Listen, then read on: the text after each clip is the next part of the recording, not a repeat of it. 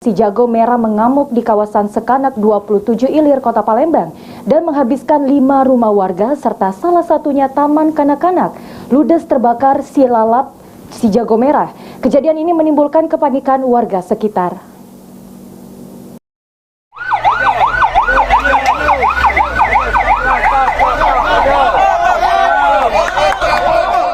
Peristiwa kebakaran ini terjadi di kawasan Sekanak Jalan Depaten Lama, Kelurahan 27 Ilir, Kecamatan Ilir Barat 2, Palembang, sekitar pukul 9 malam. Api dengan cepat menghanguskan 5 rumah warga, salah satunya taman kanak-kanak bernama TK Sailendra. Erni, salah satu warga, mengira tetangganya tengah membakar sampah. Namun setelah dilihat, ternyata rumah tetangganya telah dikepung api yang semakin membesar. Dirinya menyebut bahwa api berasal dari rumah Edi, pengusaha mebel. Dengan panik, dirinya bersama satu anaknya berusaha menyelamatkan diri dan beberapa dokumen penting miliknya.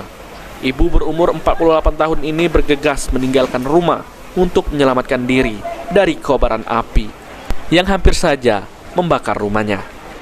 Nah, ini bukan mau bakar sampah, ini kebakaran, ini berlari aku langsung masuk ke rumah, teriak-teriak. Api itu uang yang di rumah tuh bakar sampah atau gimana? Memang dia tuh kalau bakar sampah malam-malam, tapi aku tak tahu deh, aku udah langsung uzon memang ya.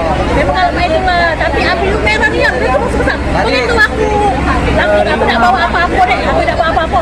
Begitu aku ngawain saja, lah rumah TK ini lah sudah terbakar. Aku berdoa beda, dah sampai sekarang. Oh, tadi yang pemilik rumah awal itu lagi tanah apa?